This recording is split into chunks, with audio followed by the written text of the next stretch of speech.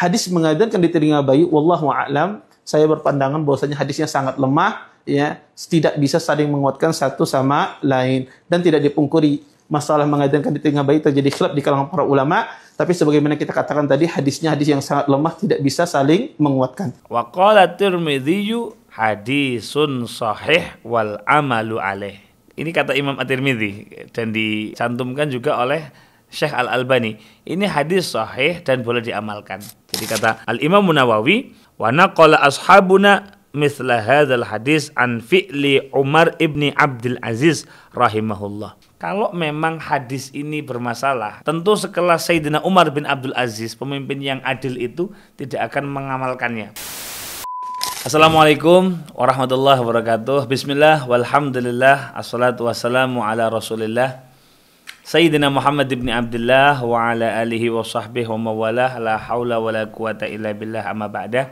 Teman-teman dimanapun Anda berada, alhamdulillah pada kesempatan kali ini kita bisa berjumpa kembali dalam program Tanya Guse, yang mana pada kesempatan kali ini kita akan membahas satu amaliyah yang sangat populer di Indonesia, bahkan di dunia, yaitu tentang kesunahan mengadani bayi ketika lahir. Tentu teman-teman sangat familiar dengan kebiasaan ini karena memang ada riwayat yang menjelaskan tentang itu. Tetapi ada video yang bisa kita lihat mempermasalahkan hadis ini sampai menyatakan ini adalah maudhu atau minimal tadi dhaif jiddan. Kita lihat videonya. Kaum muslimin dan muslimat yang dimuliakan oleh Allah Subhanahu wa taala. Di depan saya ini ada sanad hadis tentang mengadhankan di telinga bayi. Disebutkan Nabi SAW mengadhankan di telinga Hasan ketika dilahirkan oleh Fatimah radhiyallahu taala anha. Hadis ini dijadikan dalil oleh para ulama disunnahkan mengadhankan di telinga bayi yang baru lahir. Tahukah Anda hadis ini diriwayatkan oleh 4 orang sahabat? Diriwayatkan oleh sahabat Ibnu Abbas, yang kedua diriwayatkan oleh sahabat Ibnu Umar, dan yang ketiga diriwayatkan oleh sahabat Husain bin Ali, dan yang keempat diriwayatkan oleh sahabat Abu Rafi radhiyallahu taala anhum. Adapun hadis Ibnu Abbas, ya, kalau Anda perhatikan hadis Ibnu Abbas ini diriwayatkan oleh seorang rawi yang bernama Muhammad bin Yunus Al-Qudaimi. Dia meriwayatkan dari Hasan, Hasan meriwayatkan dari Al-Qasim, Qasim meriwayatkan dari Mansur bin Safiyah, Mansur meriwayatkan dari Abu Ma'bad meriwayatkan dari Ibnu Abbas meriwayatkan ke Nabi SAW.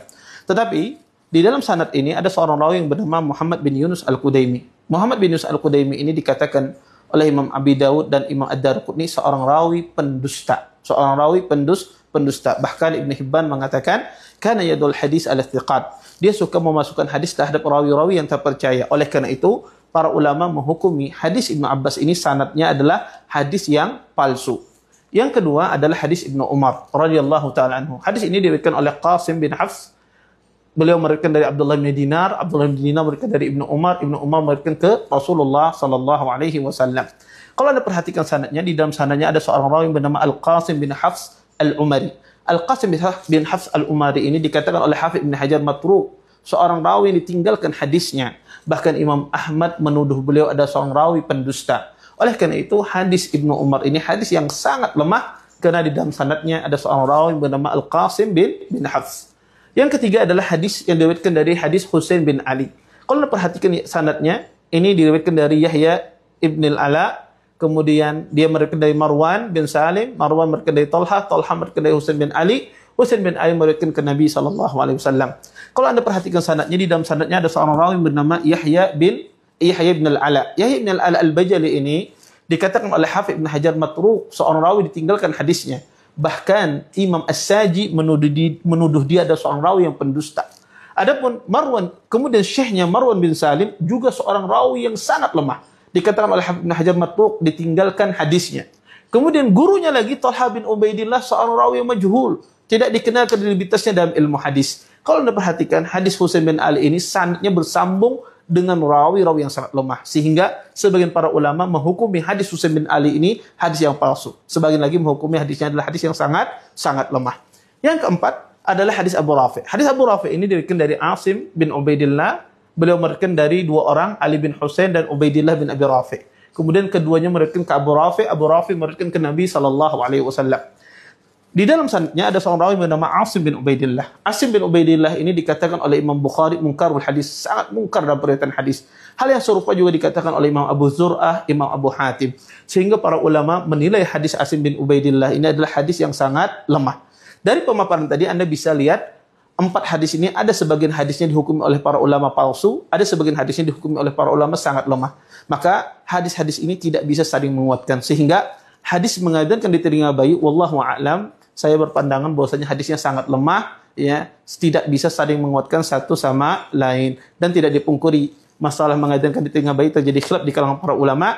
Tapi sebagaimana kita katakan tadi, hadisnya hadis yang sangat lemah, tidak bisa saling menguatkan. Syukran, wassalamualaikum warahmatullahi wabarakatuh. Masya Allah, barakallahu fi amalihi. Semoga apa yang beliau amalkan dengan meneliti satu persatu nama rawinya itu diberkahi oleh Allah. Cuma ingin saya ingatkan buat teman-teman semuanya yang menonton video ini. Yang pertama, memang dalam dunia ilmu hadis kita mengenal ada namanya jarah wa ta'dil, yaitu menghukumi seseorang ini bermasalah atau dia itu adil gitu. Jadi diuji fit and proper testnya atau biografinya begitu. Yang harus kita hati-hati adalah jarah wa ta'dil ini kalau dalam dunia modern kayak dikoreksi begitu. Kalau ibarat ada kompetisi Master Chef gitu, maka dikomentari oleh pakarnya begitu. Ini kurang bahan ini gitu. Jadi yang berhak mengomentari ini benar-benar orang yang punya kapabilitas dalam bidang itu begitu. Jadi saya ingin ingatkan teman-teman, kita yang awam ini tidak perlu apalagi sampai meyakini ini memang bermasalah begitu. Jangan. Kenapa? Meskipun ada kekurangan, namanya manusia ya. Tetapi kekurangannya orang zaman dulu itu tentu jauh lebih istimewa di atas kita begitu. Jadi kita ini yang membaca hadis, membaca Quran hanya bermodalkan kadang-kadang terjemahan saja, baca hadis yang gundul kita nggak bisa begitu. Jadi sangat tidak tepat kalau kita nggak tahu lagi kalau yang di video tadi termasuk muhadis yang paham tentang ilmu hadis secara mendalam ya. Cuma kita kalau mengomentari hadis tidak perlu mengkritik terlalu dalam tentang kelemahan perawinya begitu. Itu bukan hak kita. Kalaupun kita mau membaca, sebaiknya kita ikuti para ulama hadis. Nah, karena ini sekali lagi ini masalah ijtihadiyah ya. Para ulama saja berbeda pendapat tentang ini begitu. Jadi kalau para ulama saja berbeda pendapat, kita lebih baik berlapang hati mengikuti apa pendapat mereka begitu. Nah, bagaimana pendapat mereka tentang hadis ini? Saya mencupliknya, ada hadis ini ya, ada di beberapa hadis. Yang pertama di kitab Silsilah Dhaifah karyanya Syekh Al-Albani. Jadi Syekh Al-Albani itu meriwayatkan hadis ini dalam kitab beliau. Beliau mengatakan, waqad ra'aitu man waqa'a fi syai'in mimma dzakartu faqad rawat Tirmidzi bi sanadin dhaif an Abi Rafi' qol ra'aitu Rasulullah sallallahu alaihi wasallam. Beliau mengatakan Rasulullah ini mengadzani fi udhunil Hasan bin Ali hina waladathu Fatimah bis salah. Jadi ketika Rasulullah melihat kelahiran Sayyidina Hasan, putra Sayyidina Ali, berarti cucu beliau ya sallallahu alaihi wasallam, maka Rasulullah itu mengadzani telinganya Sayyidina Hasan ketika dilahirkan oleh ibunda Fatimah. Wa qala Tirmidzi hadisun sahih wal amalu alaih. Jadi ini kata Imam At-Tirmidzi dan dicantumkan juga oleh Syekh Al-Albani. Ini hadis sahih dan boleh diamalkan. Nah, qala syarihuhu Al-Mubarakfuri, Al-Imam Mubarakfuri mengatakan ba'da an bayyana dha'fa isnadihi, setelah menjelaskan kedhaifannya, mustadillan alaih bi kalimatil a'immah fi riwayati Asim bin Ubaidillah. Nah, intinya ini kemudian dikomentari oleh Syekh Mubarakfuri. Fa in qulta kaifal amalu alaih wa huwa dhaif? Bagaimana diamalkan padahal ini dhaif? Qultu na'am, ini dhaif lakinnahu ya'tadidu, menjadi terkuatkan bi hadisil Husain bin Ali, dengan hadisnya Sayyidina Husain bin Ali radhiyallahu anhuma alladzi rawahu Abu Ya'la al-Musili wa Ibnu Sunni. Ini kata Syekh Ali Mubarakfuri ya, ulama yang punya karya kemudian diakui oleh Syekh Al-Albani begitu. Nah, sampai ila an qultu fala alla isnada hadhihi khairun min isnadi hadisil hasan. Jadi dari Sayyidina Husain itu lebih kuat daripada Sayyidina Hasan bi haitsu innahu yasluhu syahidan li hadis Rafi'. Maka hadisnya Sayyidina Husain ini layak untuk dijadikan syahid untuk hadisnya Rafi' yang dibahas di awal tadi. Ala kulli hal seperti itu. Wa in kana kadzalik fa huwa syahidun li ta'dzin. Maka hadis ini bisa dijadikan syahid untuk hadis adzan tadi. Fa innahu alladzi warada fi hadis Abi Rafi'. Nah, seperti itu. Ini kata Syekh Al-Albani dalam kitab Silsilah Ad-Dhaifah. Begitu juga beliau mengatakan dalam kitab Irwaul Ghalil fi takhriji ahaditsi Manaris Sabil di juz 4 halaman 400 dikatakan di sana nomor hadis 1173 qaulu Abi Rafi' raaitu Rasulullah sallallahu alaihi wasallam azana fi udhunil Hasan. Rasulullah azan di telinganya Sayyidina Hasan hina waladatuhu Fatimah, ketika dilahirkan oleh Sayyidah Fatimah bis shalah dengan azan ketika salat, azan salat yakni. Rawahu Ahmad wa ghairuh. Ini diriwayatkan oleh Al-Imam Ahmad dan selainnya. Apa kata beliau? Hasanun insyaallah. Ini kata beliau hasan insyaallah. Akhrajahu Ahmad wa Abu Dawud wa Tirmidzi wal Hakim wal Baihaqi wa Tabrani min tariq Sufyan bin Asim bin Ubaidillah an Ubaidillah bin Abi Rafi' an abihi bihi. Jadi yang meriwayatkan hadis ini bukan satu dua ulama, tapi sudah dibacakan tadi. Ini yang mengatakan Syekh Al-Albani begitu. Summa rawahu Tabrani min tariqi Hammad bin Syu'aib an Asim bin Ubaidillah bih marfu'an bil lafaz adzana fi udhunil Hasan wal Husain hina wulida wa amara bihi. Jadi Rasulullah azan di telinganya Sayyidina Hasan dan Sayyidina Husain ketika beliau berdua dilahirkan. Nah, meskipun nanti oleh Syekh Al-Albani di komentari wa huwa bihadzal lafz dhaifun jiddan. Lafaz ini memang dhaif sekali. Tafarrada bihi Hammad bin Syu'aib dha'afahu Ibnu Ma'in wa ghairuh. Ini didhaifkan oleh Ibnu Ma'in dan selainnya. Qala Al-Bukhari, Imam Bukhari mengatakan ini munkarul hadis. Nah, dalam tempat yang lain tarakul hadis. Wa ammal lafdzul awal faqala Tirmidzi aqibahu hadisun hasanun sahih. Ini adalah hadis yang hasan dan sahih. Kata Al-Imam At-Tirmidzi, bukan kata saya. Nah, ala kulli hal, jadi kalau secara umum mengatakan ini maudhu atau dhaifun jiddan, justru ini dibantah oleh Syekh Al-Albani. Nah, kalau kita merujuk pada yang lebih senior lagi dalam kitab Musannaf Al-Imam Abdul Razzaq, dikatakan di sana an Ibni Abi Yahya an Abdullah bin Abi Bakar anna Umar bin Abdul Aziz kana idza wulida lahu walad akhadahu kama huwa fi khirqatih fa adzana fi udhunihi al-yumna wa aqama fil yusra wa sammahu makanah.